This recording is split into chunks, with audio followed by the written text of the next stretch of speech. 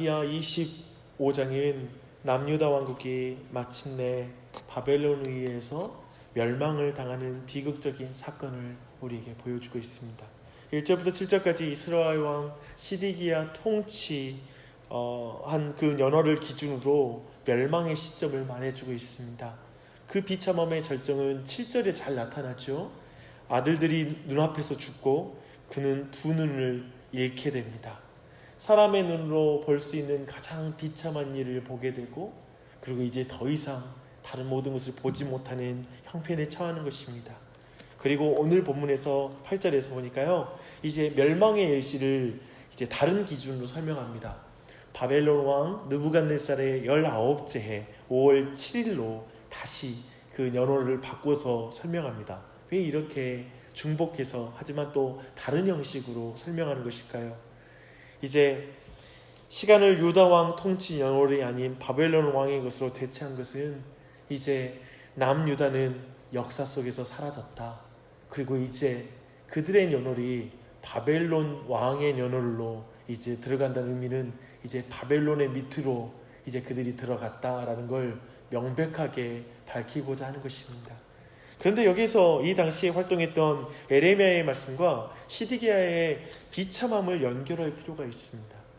에레미야 선지자는 남유다의 왕과 백성에게 순순히 바벨론에게 항복하라라고 말합니다. 왜냐하면 이것은 하나님의 심판이다. 하나님의 심판을 받아들여라. 그것에 저항하지 말아라. 마지막까지 심판 앞에서도 너희들이 하나님 말씀에 불순종하면 안 된다라고 말하며 순순히 받아들이라고 말했습니다. 그러나 그 말씀을 듣지 않고 시드기야는 18개월 동안 긴 시간 동안 농성전을 펼치게 됩니다. 그래서 시드기야 왕은 이런 비참한 일을 겪게 된 것입니다. 그리고 바벨론의 군대는 18개월 동안 얼마나 큰 고통을 받았습니까? 얼마나 그들의 마음에 분노가 쌓였겠습니까? 그래서 이 성을 함락한 이후에 그들은 철저하게 파괴함으로 이제 그 모든 분노를 쏟아놓습니다. 이제 모든 기록은 이제 남유다가 완전히 멸망당했다라는 가리키는 그런 표현들과 그리고 내용들로 이어지기 시작합니다. 성전의 파괴는 하나님이 다스리는 신정국가로서의 몰락을 말하는 것이고요, 왕궁의 파괴는 이제 독립국가로서의 몰락을 당하였다라는 걸 보여줍니다. 모든 귀족들의 집이 불태워진 것은 모든 정치체계가 파괴되었다라는 것을 말하고 있고, 성벽의 파괴는 이제 샬롬의 도시라 불리던 그 예루살렘의 몰락 그리고 무너짐을 보여줍니다. 또 남은 백성들이 다 사로잡혀간 것은 어쩌면 우리식의 표현으로 말하면 씨를 말렸다, 싹을 잘라버렸다라는 우리식 표현으로 또한 표현될 수 있는 일이었습니다. 더하여 성전의 각종 제2기구와 그리고 모든 도구들, 보물들이 남김없이 바벨론으로 옮겨지게 됩니다. 이것은 이제 어쩌면 성전의 주인이신 하나님과 유다 사이의 모든 관계마저도 다 깨졌다라는 것을 보여주는 듯 합니다. 남유다의 이 완전한 멸망에 대한 다른 표현들이 또 있어요. 이제 말씀 보니까요, 이제 느부사라다는 예루살렘을 대표하는 사람들을 다 사로잡아가요. 그래서 첫 번째 그룹은 종교 지도자인 대제사장과 부제사장과 그리고 성전 문지기 세 사람을 말하고 있고요, 또 두 번째 그룹은 정치 지도자입니다. 그래서 궁정 관료로서 전투 병력을 관장하는 네시를 데려가고, 왕의 고문관 5사람과 백성들을 징집하는 군대의 지휘관의 서기관을 잡아갔다고 말합니다. 또 세 번째 그룹은 백성들의 지도층 인사 60명입니다. 그들은 리블라에 있는 바벨론 왕에게 끌려가서 그곳에서 죽임을 당합니다. 이제 남은 유다는 반역을 생각도 하지 말고 꿈도 꾸지 말라고 하는 바벨론 왕의 무서운 경고를 또한 이 사건을 통해서 드러내고 있습니다. 다시 한번, 왜 이렇게 비참한 일을 당하는지 그 이유를 여러분 생각해야 됩니다. 시드기야와 시드기야 시대의 종교 지도자, 정치 지도자, 군사 지도자, 모든 지도자들이 예레미야를 통해서 주시는 하나님의 말씀을 끝까지 불순종했기 때문에 이 일을 당하는 것을 여러분 주목하십시오. 지금 열왕기서 마지막 장이 지금 강조하고 있는 강조점이 여기에 있습니다. 근데 이런 맥락의 불순종의 흐름에 더하여 또 한 가지의 역사적 사건을 이제 28장에 한 가지 더 기록하고 있습니다. 느부갓네살은 이제 그달리아라는 유대인을 유다의 남은 백성을 다스리라고 총독으로 이렇게 세웁니다. 그달리아는 사실 다윗 왕가의 고위 관료를 지냈던 집안의 사람입니다.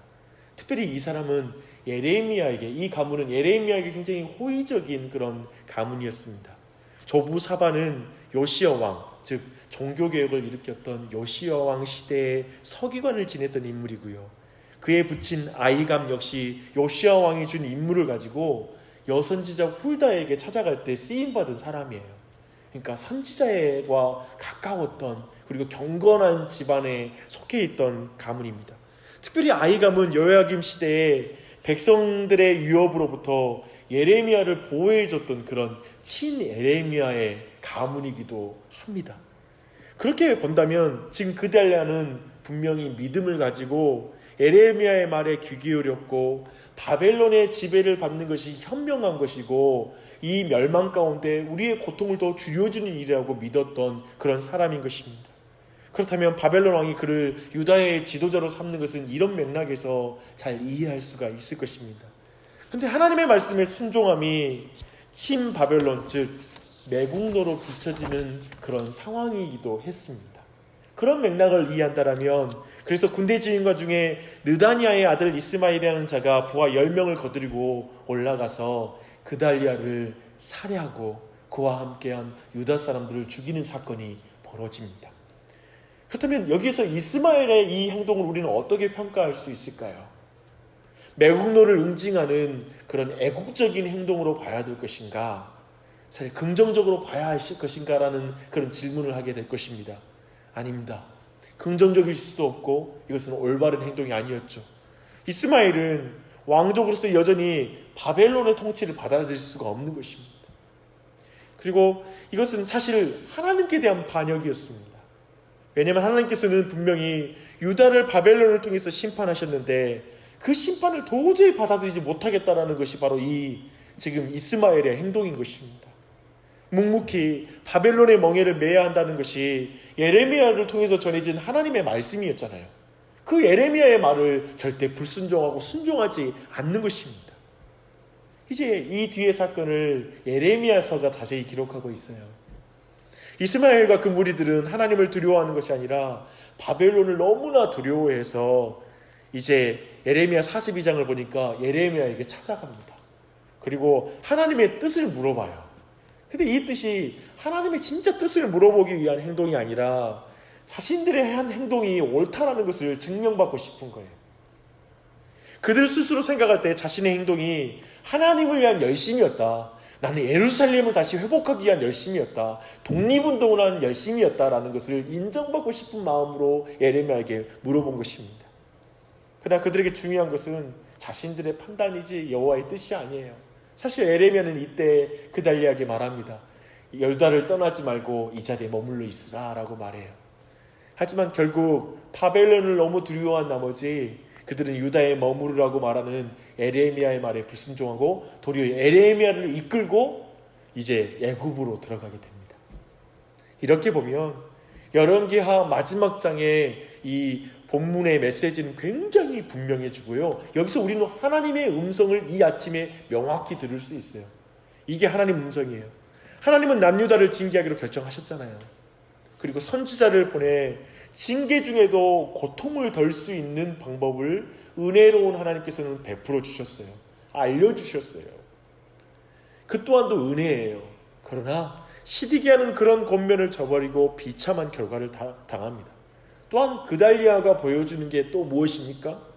유다는 철저하게 하나님의 음성에 귀를 닫고 있었다는 걸 분명하게 보여주는 거예요. 하나님 말씀에 끝까지 순종하지 않아요. 심지어 지금 왕가가 멸망당하고 성전이 파괴된 상황에서 하나님 말씀에 귀 기울이지 않아요. 그런 거 있잖아요. 지금 우리가 자녀들을 매로 때릴 때 그때는 깨달아야 되잖아요. 잘못한 걸 깨닫고 내가 잘못했어요, 하나님 말씀에 불순종했어요 깨달아야 되는데 자녀들이 끝까지 매를 맞으면서도 불순종하는 거예요. 지금 그 모습을 그대로 반복하는 것입니다. 끝까지 하나님의 말씀에 듣지 않는 유다의 완악함이 열왕기하 28장에 이렇게 나타나 기록되고 있습니다. 그런데요, 이 가운데 열왕기하의 마지막이 너무나 은혜로운 장면으로 끝나요.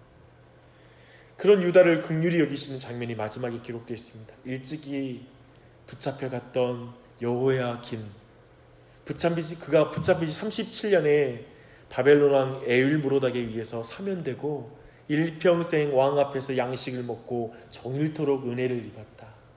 모든 그 당시의 왕들, 바벨론이 지배하고 있는 모든 지역의 왕들보다 더 높은 위치에 세워주었다라고 말합니다.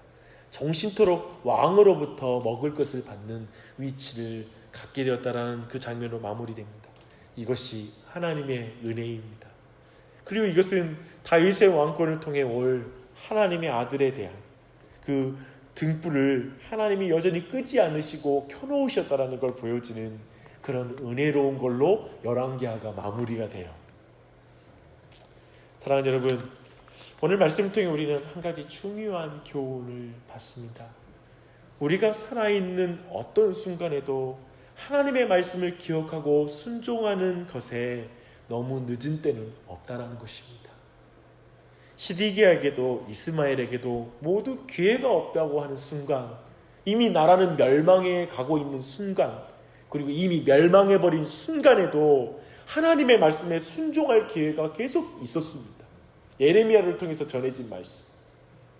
지금 이 사건을 통해 포로로 잡혀간 지금 이스라엘 백성, 어쩌면 이 이후에 포로로 잡혀간 이스라엘 백성에게 이 역사가 귀 기울어질 때 그 순간에도 하나님이 그들에게 말하고 있는 거예요. 너희가 포로로 있는 이 순간에도, 이미 나라는 끝장났다고 생각하는 그 순간에도, 모든 소망이 다 없어진 것 같은 순간에도 하나님의 말씀을 듣고 순종하기에 늦은 시간이란 없다. 포로로 끌려간 그 자리에서 하나님의 말씀에 순종하라. 그러면 저 시드기야를 봐라. 나는 다시 회복시키는 하나님이다. 너희들의 위치를 회복시키고 너희들의 모든 형편을 회복시키는 것은 내게 있다. 너의 가정, 너의 자녀들, 그리고 모두가 온전히 회복되는 것은 나에게 있다. 지금 네가 마땅히 순종할 바를 순종하라. 라는 이것이 오늘 이 말씀을 통한 하나님의 음성인 줄 믿습니다. 이 시간 그 말씀에 따라 주님 하나님 앞에 간구하며 나아가는 이 아침이 되었으면 좋겠습니다. 기도하겠습니다. 하나님 아버지, 이렇게 열왕기하 말씀을 모두 봅니다. 이제 다음 주부터는 로마서를 볼 텐데요. 주님, 그때도 주님의 놀라운 은혜가 부어질 줄 믿습니다. 하나님, 특별히 열왕기하 마지막 장을 대할 때 이 안에서 여전히 하나님의 말씀에 불순종하고 하나님의 말씀에 순종할 수 있는 기회가 여전히 주어지고 있는 것을 보게 됩니다. 주님, 그러나 주님, 그 완악하게 마음을 두어 여전히 말씀에 순종하지 않는 자들을 향한 하나님의 마음을 우리 안에 깨닫게 됩니다. 하나님 아버지, 하나님 말씀에 순종하는데 늦은 시간이 없음을 우리가 알게 해주시니 감사합니다. 바로 이 시간에, 바로 오늘 하나님의 말씀을 듣고 순종하게 하여 주시옵소서. 이제 우리 집안에 안 된다고 생각하는 것들, 이제 끝났다라고 생각하는 것들, 이미 결과는 나왔다라고 하는 생각의 시간에도 하나님의 말씀에 순종할 수 있는 시간인 걸 기억하게 해주시고, 주님 여전히 늦지 않았다는 사실을 우리 안에 알게 해주셔서 감사합니다. 하나님, 그러하게 주님, 저희가 이 아침에도 마땅히 순종하며 기도하고 소망 가운데 기도해야 될 기도 제목이 생각나게 하여 주시옵소서. 내가 이미 늦었다라고 생각하고 이미 사건은 끝났다라고 생각하며 멈춰버린 기도가 있다면 다시 그 기도를 시작하게 하여 주시옵소서. 이미 모든 관계가 끝장났다, 이 관계를 회복되지 않는다라고 생각하는 것들도 다시 기도하게 하여 주시옵소서. 하나님의 뜻이 이루어지게 해달라고 간구하게 하여 주시옵소서. 이 사람 변화되지 않는다라고 생각했던 그 모든 생각들, 절망적이라고 생각했던 모든 그 가운데도 마땅히 기도할 바를 기도할 수 있도록 역사해 주시옵소서. 하나님, 그렇지 않는 것이 주님 고통임을 우리로 배우게 하여 주시고, 하나님의 말씀을 듣고 순종하는 것이 행복인 것을 우리가 알게 하여 주시옵소서. 일평생 하나님만 섬기고 하나님 말씀만 따라 사는 인생들이 되게 하여 주시옵소서. 주님, 오늘 말씀 가운데 망해도 망하지 않는 그리스도인의 놀라운 복을 주시니 감사합니다. 주님, 우리의 자녀들에게도 동일하게 어떠한 절망적인 망한 것 같은 상황에서도 망하지 않는 것이 그리스도인을 기억하며 그 순간에도 하나님의 말씀을 붙잡고 나아가는 믿음이 있게 하여 주시옵소서.